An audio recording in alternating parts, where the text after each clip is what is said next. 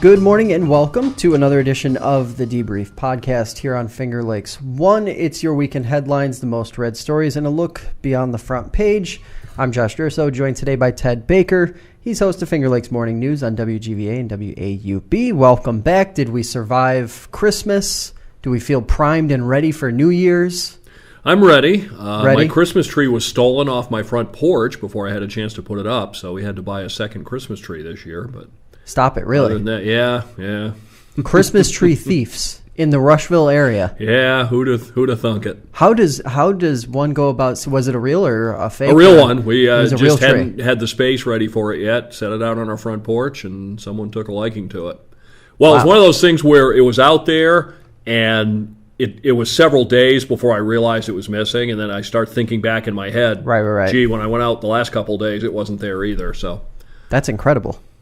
So obviously a lot of sort of year in review stuff, and it kind of drives me crazy because, we were talking about it before we came on. It is a little bit of a struggle this time of year to come up with different things to talk about in the news.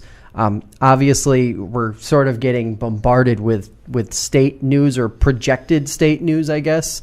Obviously, the governor comes out with his proposals for what he wants to do in 2018 or 2019. A lot of sort of looking back at what the biggest headlines were throughout the year. Were there any sort of storylines, I guess, that stuck out to you, or any headlines that sort of really hit you as major ones for this past calendar year? I don't know that it's any particular headline or story. Some of just the trends that we've talked about, the kind of nasty personal politics percolating down lower and lower, even onto the local level.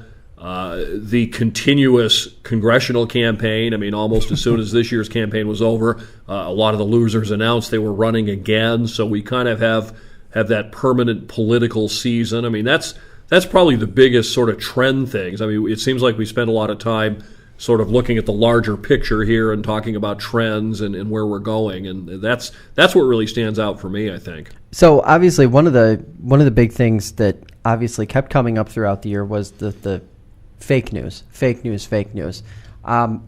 Do you think that 2019 is going to be a year where things can sort of turn or change, and the media can kind of start to regather its footing and get a little, maybe some of the credibility that it lost over the last 2 years back now? I really think what it's going to come down to is what the Mueller investigation of the president finds, what the Democrats do in terms of hearings and possible impeachment.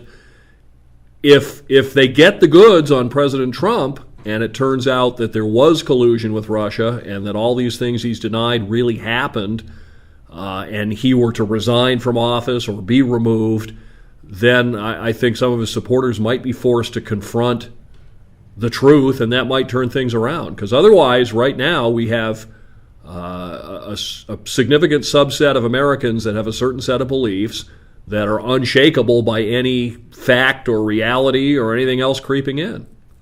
Yeah, I feel like, at least for me, it sort of seems to go back to the idea that we have a lot of niche news organizations that are able to sort of cover things from a certain slant based on their following, and that kind of contributes also to the issues that we've been seeing. Government shutdown. Obviously, right in this moment, it is shut down. New Congress takes over after the start of the year.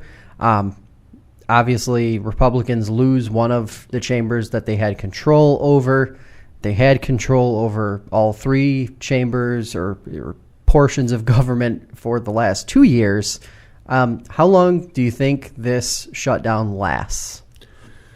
I don't know, because the difference between this one and other ones in the past is Donald Trump is president, and he's not somebody who backs down. And at the risk of sounding very partisan, these shutdowns all follow the same formula, which is Republicans make demands, and unless Democrats agree to all of them 100%, the government gets shut down, and they blame the Democrats, and Rush Limbaugh blames the Democrats, and Hannity and Fox News all blame the Democrats. It's not the Democrats that are shutting this down. I mean, the president said just weeks ago that Mexico was going to pay for the wall. And then suddenly, a couple of weeks later, now we're supposed to pay for the wall. And we're not supposed to notice the change. And if you point and say, well, he just said a few weeks ago Mexico was going to pay for it, then someone yells fake news at you. Yeah, it's interesting. It kind of feels like Democrats have at least partially reverted to the Republican game plan of saying, these are our demands, this is where we want to be, this is the line in the sand, you either cross it and come to our side or we aren't going to move. More polarization, more just disagreement in government where there already is plenty of it and plenty of partisanship. It's interesting. I pragmatically, I don't think the president can afford to let this linger too far. I don't think that he can let this carry through, like some people have talked about the nuclear option carrying this into the 2020 election. I think that would be absurd in every way, shape, and form. I think eventually what will happen is what we've seen in the past is the president will declare victory and walk away. And say that, well, we got this, we got that. I mean, it's because the pressure is going to mount. You have, I think it's 800,000 people not drawing paychecks right now, and they're going to start making some noise. And so I think that if there isn't agreement at some point, and I don't think there will be, that he'll just declare victory and move on to the next issue. And that's interesting because when you get into that point, and I have started, I listen to a lot of conservative talk radio, not necessarily because it fits my views perfectly, but because I think it's an interesting barometer of what Trump's approval rating really looks like, especially among that really dedicated base of his. And conservative media has not been kind to him in the last few weeks. And now having lost or will have lost control of one of those chambers and effectively the ability to get anything else done before he has to run again, I am very, very curious to see sort of how he handles the next year if he does end up actually flipping and attempting to work more with Democrats to at least put himself on some solid ground heading into election year. And will Democrats even allow that to happen? Because it does seem like there is we're seeing a little bit of a shift here. A lot of conservatives are concerned about, Planned Parenthood still being as in the forefront as it was before without any big changes. A lot of the other sort of, I don't want to call them sticking points, but more social issues that Republicans have gotten hung up on historically. There's a lot of disappointment there that more wasn't done while he had control of Congress and Senate. And interestingly enough, you look back at the last presidency that we lived through, and President Obama got as much done as he ever did in his first 2 years. And after that, it sort of became a ticky-tack back and forth between Democrats and Republicans. And it's almost like every presidency now in the modern era has 2 good years in it, and then the rest of it is just politics. Well, I think some of that's that nature of that unending campaign that we talked about. And also, people talk about the deep state, and there is something to that. There are a whole bunch of lobbyists and bureaucrats and people who are going to be there after this president's gone and after the next one's gone and after the next one's gone. So I think there's a sense of kind of waiting things out. But in terms of the president and his support, he took a big hit with the troop withdrawal from Syria. That surprised a lot of people on the right, and they didn't like it. And I think there's always been a sense, you mentioned the social issues, the real rock-solid Donald Trump base are the social conservatives more than the fiscal conservatives. And I think the social conservatives feel that the Republicans make them promises to get their votes and then don't keep them when they get in office. I've always said I think at the heart of the Republican Party are the fiscal conservatives, but they need that Tea Party, whatever you want to call them, the far-right social conservatives in order to win elections, and then those people feel like they're just being romanced and then dumped after the election's over a lot of times, and I think we're starting to see some signs of that here. Well, and I think the problem there is that,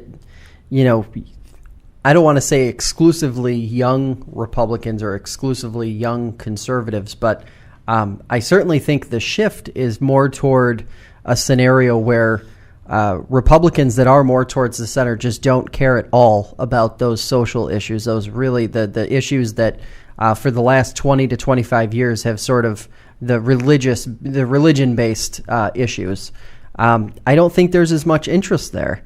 And, maybe that's just out of sheer pragmatism, because I personally think that it is much easier to balance a checkbook than it is to convince somebody that their beliefs, their core beliefs, are wrong. It's easier to work on those economic issues. And frankly, a lot of talk has been thrown around about how Trump, really a good share of his base has been the sort of forgotten flyover state folks who, worked those traditional manufacturing jobs for decades, and then those jobs disappeared in the 90s and in the 2000s, and he basically came to rescue them. And I'm very curious now to see, was enough progress made in the last year and a half to 2 years to justify or be willing to vote again in 2020.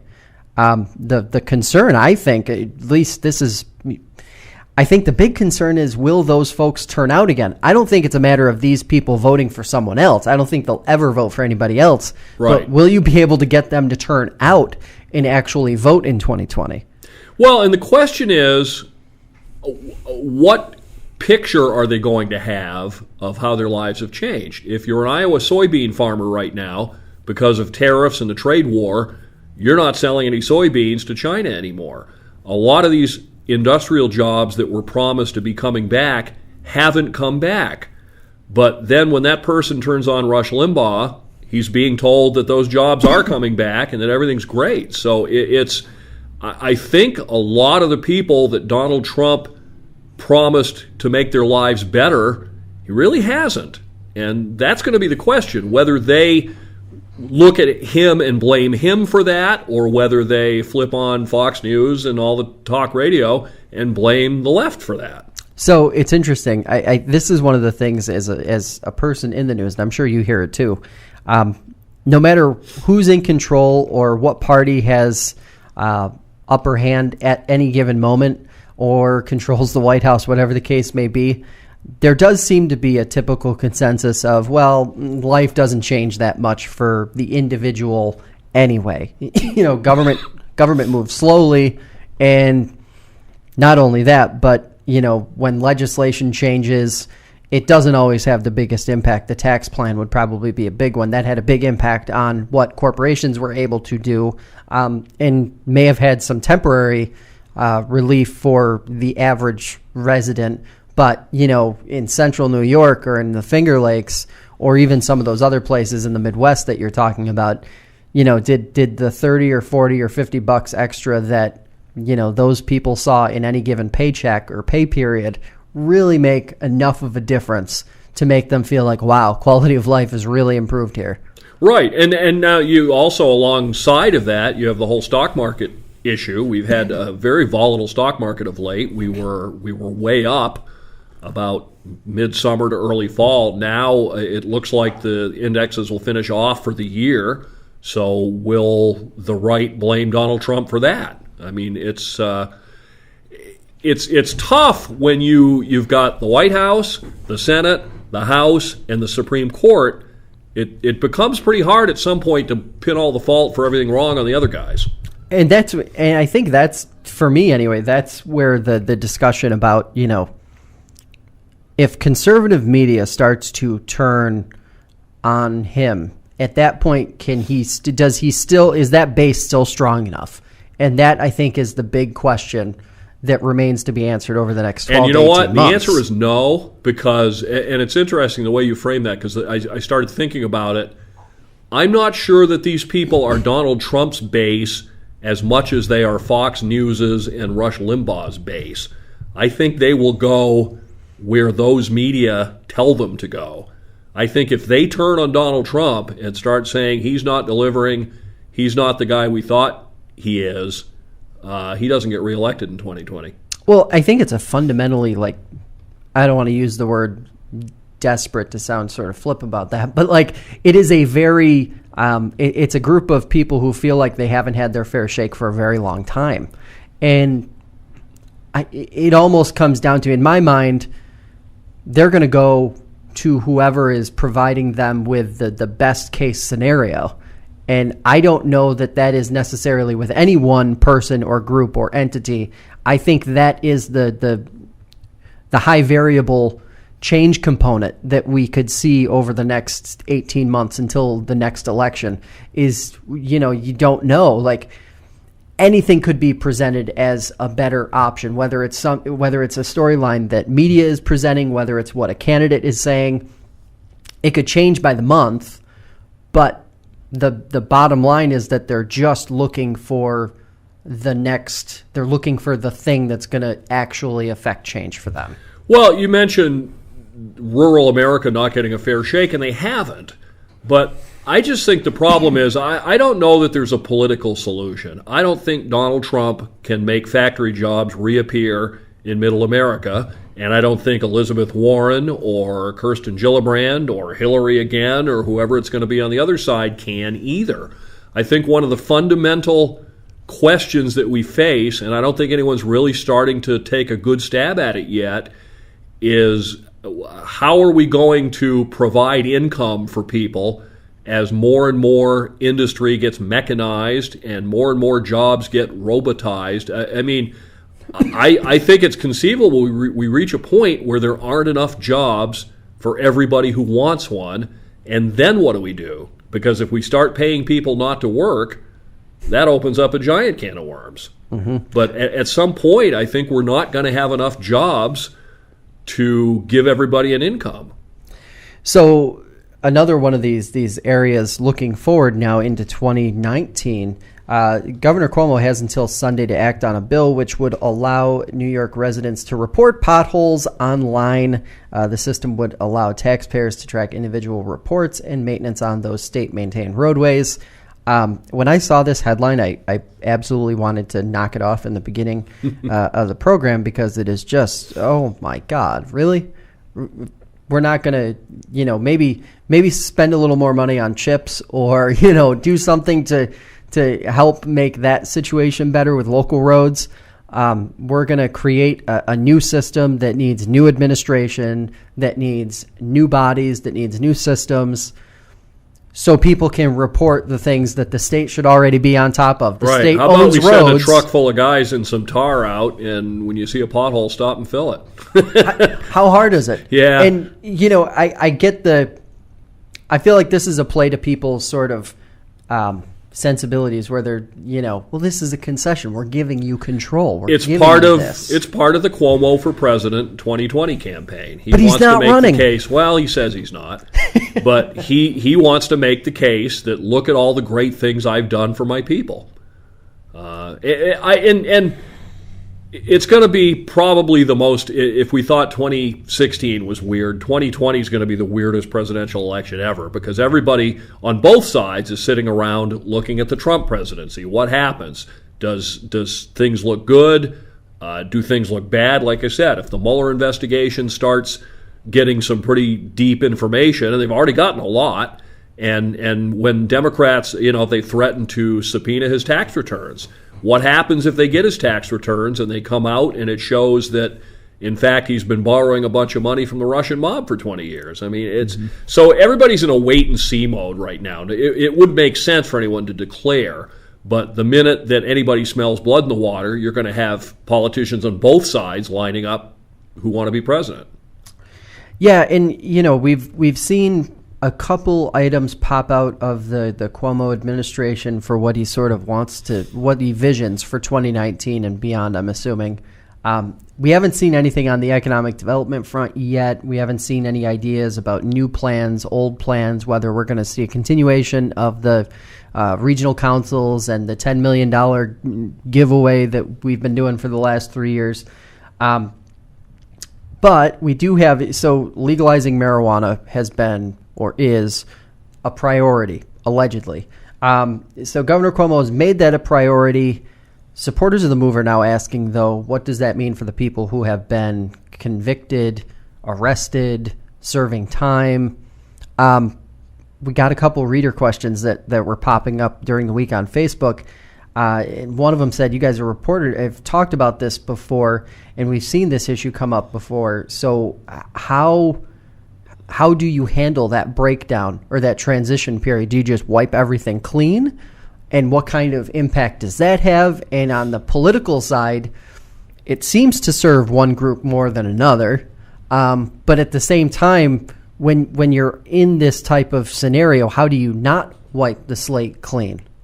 Right? Well, I don't think you can wipe it clean. I mean, when they brought the 3-point shot in basketball, they didn't go back and look at all the films and give everybody an extra point the year before who took a long shot. I mean, it's if it was illegal at the time and you were arrested for breaking the law, I don't see how you can undo that law. How far do you go back? I mean, there are people serving long sentences for nonviolent drug crimes. I think the legalization, I think, is terrific. I think some of the dumbest laws we have are drug laws. Alcohol, which causes more harm in society than anything, is legal and taxed and regulated. Pot, which really doesn't cause anybody any real harm to speak of, isn't. There's just no consistency there. But I also don't think that should be a real high priority issue. I think we have a lot of things that affect our lives a lot more than that. I think that's where part of the disrespect of government comes from is, really that's your priority, not, how come I can't hold a job? How come taxes are so high I have to sell my house? I mean, there's a lot of things that affect a lot more people and are of more interest than that. Yeah, it's interesting because I guess maybe those issues seem or feel easier on the surface for elected officials, and maybe that's why they sort of tackle them first or address them first. But yeah, I think you almost put yourself in a no-win situation when you start to go through it in this way or when you approach it this way. You have the opioid epidemic, which is probably the biggest and most polarizing issue in local communities when you're looking at the public safety and political elements combined. And that is the backdrop to this. So you have that debate happening right behind this new debate about, well, can we wipe the slate clean for anybody who's been busted for having pot? And, I'm just not sure that without addressing the other, you can address one and come out of it not looking like you're either too easy on those who have offended, some sort of past drug law, or that you're being too harsh on those who really aren't doing anything of significant damage to individual communities. Yeah, I mean, you could make a case for going ahead and wiping out all those sentences. A huge percentage, and I think we probably lead the world in percentage of incarcerated people who are in jail for nonviolent drug use offenses, not even sale, but just personal use. And, I mean, is it really the concern of government what I put in my body to get high? I mean, people have been doing it since the first intoxicating substance was discovered. Yeah, and it kind of leads the way with these state initiatives. Obviously, Jackie Augustine is always talking about corruption in politics, and I think most people would much rather see movement on actual reforms to correct that rather than see these sort of superficial issues be they're softballs. In a state where Democrats have historically maintained all meaningful control in government, the fact that the state hasn't legalized marijuana is baffling. It defies logic. This should have been done years ago, and the state should have been leading the way like it's now being sold as, leading the way, even though several other states have done it. And honestly, even if Republicans maintain control of the federal government, I personally think we're getting to a point where that also becomes legalized at the federal level. That's just my view. I think people are across the board becoming so lax on how they view marijuana, and I think with more and more medical research coming out every day on the topic, that it just isn't a fight anyone's willing to stand on that side of. It's certainly not a hill that politicians at the federal level are going to die on in 2024 or 2022, when this probably has a lot more steam. That seems to be increasingly the case, but we have some very ingrained attitudes in our society about drug use. But again, with certain drugs, I think a lot of it breaks down. Alcohol's a respectable drug. When the movers and shakers get together and have their dinner parties or whatever, that's where alcohol's being served. Pot tends to be a lower socioeconomic thing. A lot of the people incarcerated for nonviolent drug offenses are black, disproportionately so. So I think it seems like we're back to our theme. All these things we talk about are all sort of rolled up into one big issue of where is our society going and what do we want the United States to look like. Yeah, and another one of the state items that going to be a big factor, especially in the next week. It always comes up the last week of December. Minimum wage goes up again on December 31st. It marks another year with greater cost for businesses, small and large. Those small businesses are contending now that this is, another step toward greater cost for them. It's going to be harder to do business. It's already hard to do business in New York.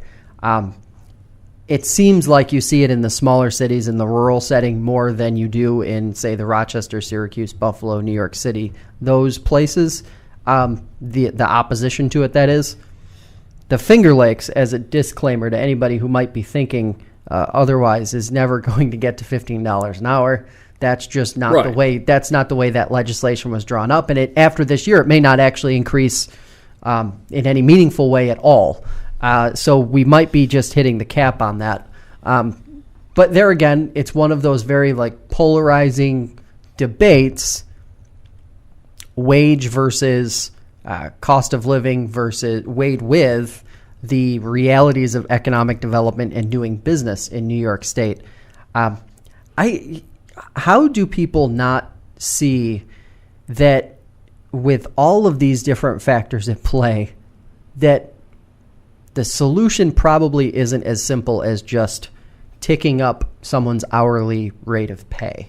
That's the thing. That's the question that keeps bouncing around in my head, because it seems like politicians jump to, and we've talked about it, this is perceived probably as the simplest solution. Raise minimum wage to 14, 15, whatever an hour, and things will be better. But if New York State is still taking a disproportionately large amount out of your paycheck every week or every month, or the business that's paying you, that's going to have an impact too. You can't just affect one and expect the other not to just rise with it. I always struggle with this issue because on one hand, there's, and I forgot where I first heard this expressed, but there's what's called the symmetry principle, that if something's okay on one side, it should be okay on the other. If, as a consumer, I'm free to look for the lowest price on milk that I can find at the supermarket, then why can't a business owner look for the lowest price for labor that he can pay? On the other hand, people aren't making a go of it. I think I saw the other day that to keep pace with where the minimum was in the 70s, it should be $21 an hour right now. Mm-hmm. So, and increasingly, the argument's always been made that the minimum is just a starting out wage. The only people that get it are 16-year-old kids, and you move on. And increasingly, that just doesn't seem to be the case. So I guess I wish the minimum were higher. It's another thing. Should government be forcing people? If government can force an employer to pay employees more, then why can't it force us to pay more for something else? And where does it stop? Well, and we just talked about it last week, where employers are dealing with ghosting now. Yeah. And, there's another factor that's sort of incorporated and baked into this issue. Employers are having to figure out ways to make it work financially on a number of fronts. They're contending with New York State. They're contending with really low unemployment for a variety of reasons. And now they're also dealing with a hyper-competitive market where, John, who may have been making or was making $17 an hour, suddenly has an opportunity to make $21 or $22 an hour. And the employer in that situation, instead of even having the chance to come up with something better, the employee is already gone. And then what are you doing? And it just, there again, all of these issues are intertwined and interconnected, and there doesn't seem to be any political will to bring them together and have a discussion about all of them. They want to sort of address or cherry pick individual things, but not address the whole problem. And, it sort of goes back to, will we ever see a solution on that front under those circumstances? And the answer in my mind seems to be probably not. Right, because, I think the whole idea of bipartisanship gets pushed a little bit too much. I think there's a reason why we have separate parties and you vote for one or the other. But you have the Democratic Party that mostly aligns with the interests of the workers, and the Republican Party that aligns mostly with the interests of the employers. And I don't know where we find the middle ground. I mean, maybe workers have to learn to get by with a little less, or maybe employers have to learn to pay a little bit more. I don't know. I wish if I were smart enough to have that answer, then I'd be running for Congress. So this morning on your program, we talked about the chaos in Jerusalem, and I'm not talking about Jerusalem. I'm talking about the town of Jerusalem. So in response to what the town board says was a sneaky and strong-arm series of tactics by Supervisor Patrick Killen, its members basically produced a letter earlier this month and let him have it. And a bunch of stuff had come out about it over the last several weeks. One of it being that the supervisor may have actually showed up at a board member's home and unannounced, uninvited, to sway them on how they were going to vote for a budget. It seems to have started around this feud between the town clerk and the town supervisor. Again, not a theme unusual. We've seen that play out in other communities. We've seen right here in Seneca Falls, we've seen a good share of political drama with the town board. But when you see a story like that pop up, and it's in a place like Jerusalem, and I don't want to, I would say the same thing about Seneca Falls, or the same place about Rushville or any other really small community where there isn't a lot of heavy news coverage. How much of a concern does that become beyond the X's and O's of what's actually happening, but the fact that so much of this could literally just fly under the radar because there's only a weekly newspaper down there and not sort of constant coverage, and what I would assume probably not a lot of folks turning out to those meetings either. How much of a concern is that part of this type of issue that we seem to see play out over and over again? Well, I think we ought to be concerned when local politics start getting personal and nasty. I mean, what I said to you this morning, we used to have an ability to have policy disagreements and still keep things together personally. I think that the rise of social media has encouraged. It's almost not, you get on a typical thread on Facebook or on a message board or whatever, and it isn't about, here's my opinion, let me see if I can convince you that I might be correct. It's, here's my opinion, you're stupid, and I'm going to win. I think everybody wants to win the argument now. It's almost more about winning the argument than it is really about who's right or who's making a coherent point. And we just see that funneling all the way down to the local town board level now, where, I mean, going to somebody's house and knocking on the door and threatening to duke it out because you want to vote differently. I mean, what's happening to us?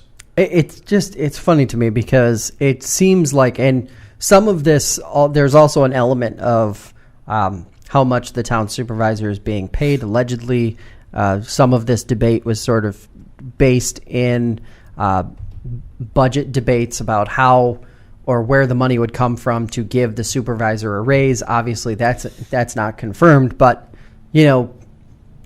we've seen this happen before. We've seen how it tends to play out in the media. We've seen. I'll use Seneca Falls as an example. A lot of hostility towards the folks who report on the various issues based on where they align within those issues, and then that carries over into how engaged people actually are. So the answer is obviously, one, more people need to be engaged in Jerusalem politics, obviously. Two is that I think even though there are concerns, because I have talked about this before on this program, I think local town supervisors, generally speaking, town councilors, city council, whatever you want to call it, generally, I think they're underpaid. And I think they're underpaid for what the expectation is of them in those roles. Now, on paper, if you're a town councilman in a municipality of, say, 5,000 or 6,000 people, or on a village board where maybe there's only hundreds of people, there should be some modification. There should be a sliding scale. But should it just be a few $1,000 stipend in any situation, or should it be, the equivalent of a, 10 to 15 hour a week part-time job? No, absolutely not. Not if you want people who are actually invested and who actually care. I mean, you have to at least acknowledge that the time and the effort that goes into not only fulfilling the obligation once elected, but also getting elected. We talked about the state legislators a couple weeks ago getting significant raises. Right. But that's the significant raise is coming from the fact that they haven't in a very long time. And the pay rate as it existed in relation to the economy, in relation to cost of living, in relation to what it was and cost of living when that number was instituted initially didn't line up. Not connected to the fact that they either did or didn't do a good job. Independent of that, there is a financial obligation to the folks who not only do those jobs, but also the folks that are ultimately represented by the people in those positions, that it be a number that makes sense, right? Yeah, these jobs have become increasingly complex. I mean, if you're a town supervisor in some little town and you've got big issues with your water plant and do we need to bond out, $5 million or something, these are big decisions that we're asking people to make that maybe don't have a whole lot of technical expertise or budgeting experience. So, I think these positions have gotten a lot more complicated. And it's just I guess it's the increasing tribalism of almost all of us in America. People take positions on things and they hold them, and you can't convince them otherwise. You can show somebody that they're dead wrong and mistaken, and they will still continue to believe what they believe. And that's where these things get personal and feuds break out. I talked to you a little bit about the whole, the Rushville village dissolution thing and where all that came from. It came from a contentious mayor's race and town splitting into contingents. One guy, one group backed the old mayor, one group backed the new mayor, and neither was going to give an inch to the other. And that seems to be where we are in a lot of things. Yeah, and it's interesting because on the government operations side of it, I've sort of sat back and, you watch the way, use Rochester as an example, you watch the way the city of Rochester runs, and then you compare and contrast that to the way a lot of small municipalities are run. It actually seems like it's more difficult to run a small municipality than it is a large municipality based on how many systems and how solid those systems are that are in place doing the job. So in a small community where you don't have a lot of support, where you don't have a lot of experience and long-term know-how, those career people who have worked for that municipality for decades and decades, more transition, more younger people, less technology, less money being infused into those systems historically, it makes it harder to govern, to do the job. There's more learning on the fly. there's more judgment calls being made, and it does sort of create this scenario where there's more opportunity for folks to be really frustrated and really disappointed with the way issue A or issue B or issue C is sort of playing out. Well, and you mentioned engagement earlier, and you cover small town meetings, and I've gone to the Rushville board meetings from time to time, and typically, other than the people who have official duties there might be 3 or 4 people in the audience. And so, you're in one of these positions, and people come up to you and complain about everything, and you always want to say, well, where were you, at the meeting? I think there needs to be more engagement. I grew up in small town New England, where they still have the traditional March town meeting where people come out and there's 100 people in the room and they'll have a long debate over whether to spend, $100 for a new tire for the town snowplow. And there's that level of engagement, which I think ultimately makes for better government overall. I think it's not a good idea when a lot of people are making all the decisions in a vacuum and the citizens aren't there. I think we need to all make time to go to these meetings and speak out and let your opinion be heard. And, if you feel that strongly, volunteer for a committee or something. We've gone from you keep hearing those stories back in the 1860s, the Lincoln-Douglas debates where people would get in their wagon and go 3 hours to hear a 2-hour political debate. And now most of us, it's just, I'm tired, let's go to the drive-through, get some dinner, and fall asleep in front of the TV. I still think that there needs to be an element of modernizing in government. I think to some degree, or to what degree they can, I think there needs to be more of an emphasis put on, all right, we're going to start to modernize things in a way that makes getting involved more. And I'm talking about some pretty fundamental stuff. Obviously, voting would be one of the more extreme items that really needs some kind of overhaul, it seems, to get more people to turn out. I think meetings are the same way. It does seem bizarre that in the 21st century we're still voting with pieces of paper that people have to sit and count by hand and then count again and then count again. Even something security, there's obviously security issues around voting online, but at some point, almost all of us trust our banking online. We do at least some part of our financial lives online. If that's the case, someone ought to be able to come up with some kind of system where you can just sit and click and vote. And like you said, that's more engagement. When we have these contentious congressional campaigns we just had, and what was the voter turnout? Was it 50% maybe, or 60? I don't even know if it rose that high. A minority of a minority are choosing who runs our country. Yeah, and it even comes back to something as simple as, I'll use public notices as an example. Public notices still have to be published in the newspaper of record. As newspapers shut down by the day, as digital media takes over as the really dominant media form in some way, shape, or form, whether it's digital radio, whether it's a hybrid between like radio and digital consumption. It just, those little things that all pile up when you take government in whole is just, it's like redundancy. It's things that make people just be like, whatever. They roll their eyes and they say, that's government. It's big, slow, ugly, and I don't want any part of it because my life is busy, fast, and I'm just trying to get things done. I think there is an element of, again, we always, this past election cycle, we heard a lot about public-private partnerships. That was the calling card for a lot of folks in the 23rd Congressional District. That was one of the buzz phrases that kept getting thrown around. But, the reality is that really going to, if we're really going to embrace that, then we need to make some really big fundamental changes to how we do government. And if that's the case, we need to commit to it. We need to do it. But I there again, sort of jumping back to what you said earlier, we see a lot of promises be made, and then we don't really see a lot of follow-up on it beyond that. last story I wanted to get to, because I just thought this was super interesting. Hospitals are going to begin posting prices online according to new federal regulation.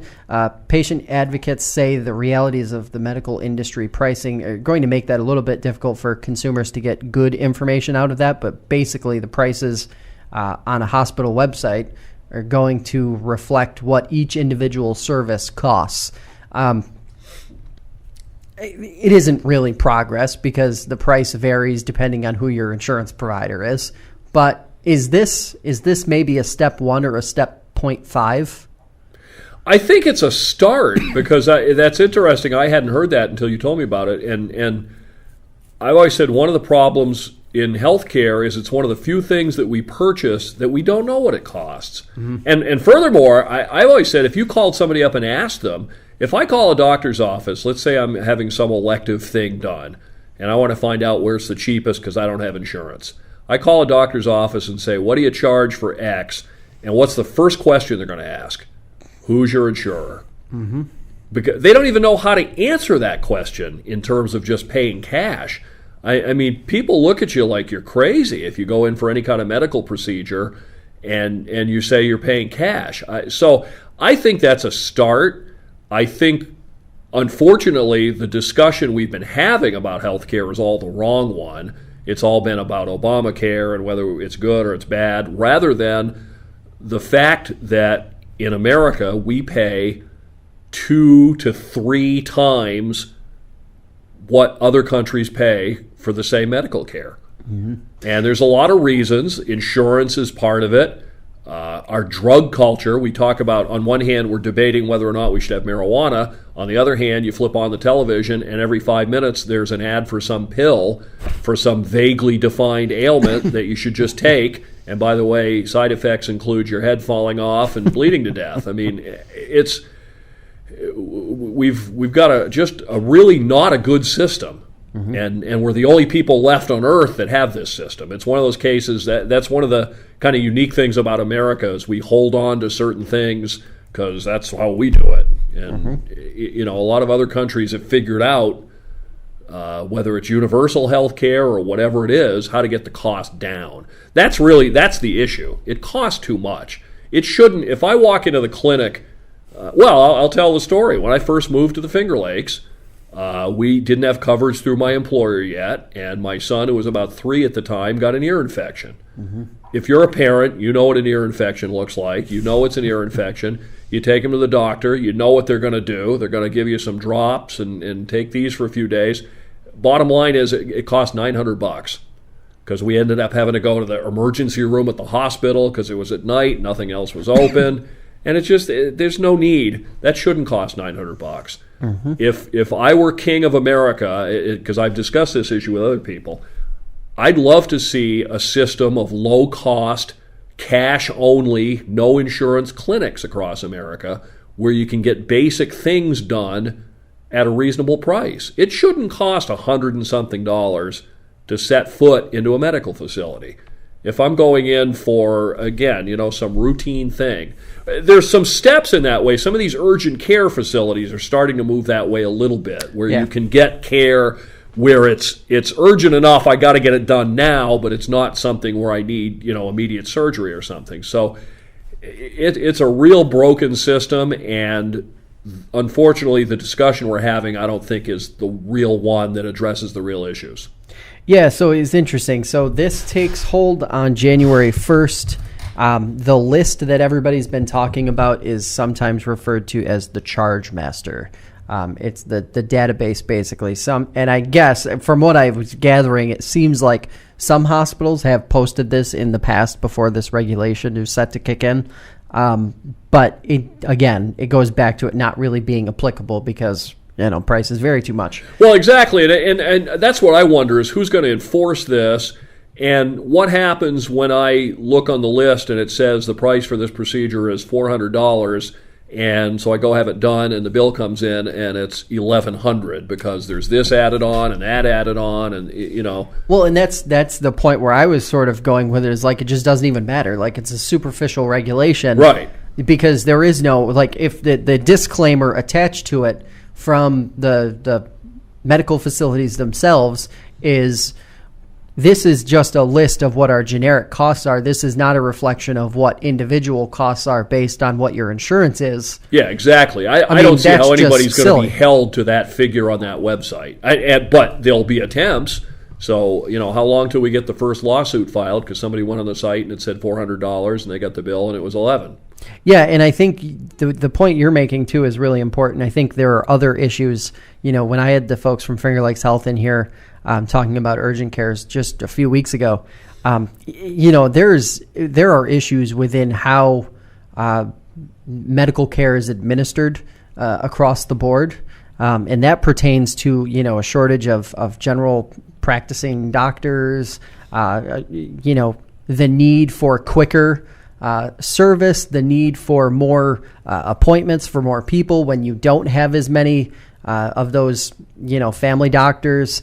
That's sort of the issue that needs to be weighed. And I'm almost wondering if at some point we're going to get to a phase where we see a hybrid of what you described, which is like low cost cash only, combined with sort of like an Amazon delivery service. And I don't mean literally like stuff being delivered to your home, but literally like just in Amazon, you have a host of options. All of these options are made available through a database, and the market actually has to duke it out and is subjected to some of this modern retail element that just hasn't existed ever. Well, that's a really good point, because there is no real free market competition in healthcare. If you've been going to this doctor for the last several years and you call over to this doctor and find out his price is less,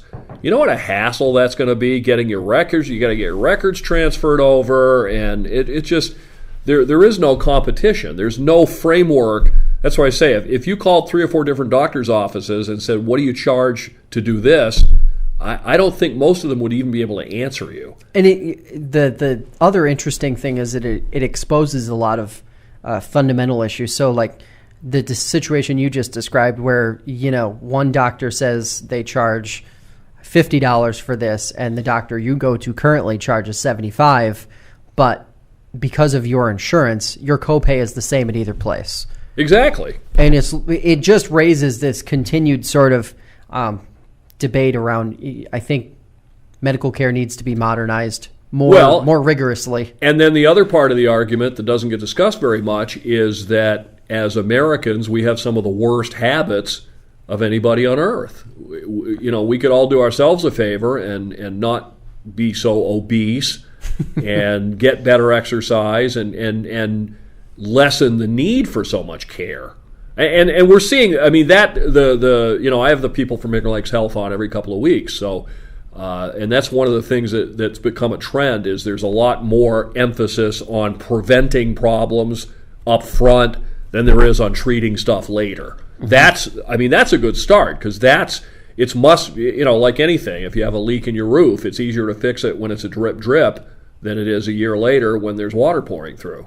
Yeah, and I do think you're right. There is definitely a shift on that front happening. Like Finger Lakes Health is a large example of more focus on that, more corporate example of it. But, even a lot of some of the chiropractor practices in the area, Ryan Chiropractic and Wellness in Waterloo has really made a shift from just being a traditional chiropractor's office to being much more than that, offering the wellness before and after, the dietitians, the whole 9 yards, to keep people healthy before they have issues. And maybe there needs to be an element of that if there is going. And I historically have pushed back against it, but you think about some of like the soda taxes and things like that. There's a pretty solid argument for it if the reality is that it's costing us X number of dollars on healthcare across the board. It's putting this extra strain on a system that is already strained. So if we need to go that way, maybe we do. Or the other side of that coin, instead of punishing with taxes, is maybe to have incentives, like we do if you have a car alarm. It costs less for your car insurance. So maybe if I can prove that I eat my vegetables and walk 5 miles every other day, then maybe my health insurance should be less. I think some plans do incorporate a little bit of that, but maybe those kinds of market incentives should be turned loose. Because I just think in today's healthcare market, I don't think there's anything representing anywhere close to a free market. I mean, if I want to go out and buy milk, I can compare the price at Aldi's and Tops and Wegmans and Walmart and choose which one's less. It would be a great experiment. It'd be like one of those Michael Moore films or something. Call around to a bunch of medical offices and say, how much is it to get whatever? And my guess is most of them would not be able to tell you. They'd say, what's your insurance? And if you said, I don't have insurance, I'm paying cash, I don't think they'd know what to tell you, because I don't think their entire system isn't set up to deal that way. It's interesting. Yeah, so that's it. At the end of the show, I'd like to give you an opportunity to let everybody know where they can hear you on a daily basis. Where are you? Well, you can hear me tonight at Geneva High School for a Geneva High basketball game. That's on 95.9 FM and 1240 AM, WGVA. And then the Finger Lakes Morning News is weekday mornings from 5:30 to 9 on WGVA in Geneva and on 98.1 and 1590 WAUB in Auburn. And Josh appears with me every Friday morning at 6:50. We do the radio version of this. That's right. And, we will be back. We'll be back next Friday with another episode in 2 weeks. Leslie Danks-Burke will be with me and Jackie Augustine. We might try something different next week, maybe a little different format. Stay tuned to fingerlakes1.com to see what we end up doing on that front. But that is all the time we have for today. Hope everyone has a good New Year's, and we will see you next week. If you like what you see and hear on the show here, be sure to like and subscribe. Also, download the fingerlakes1.com app for more content like this, as well as around-the-clock news on your mobile device. We'll see you next week.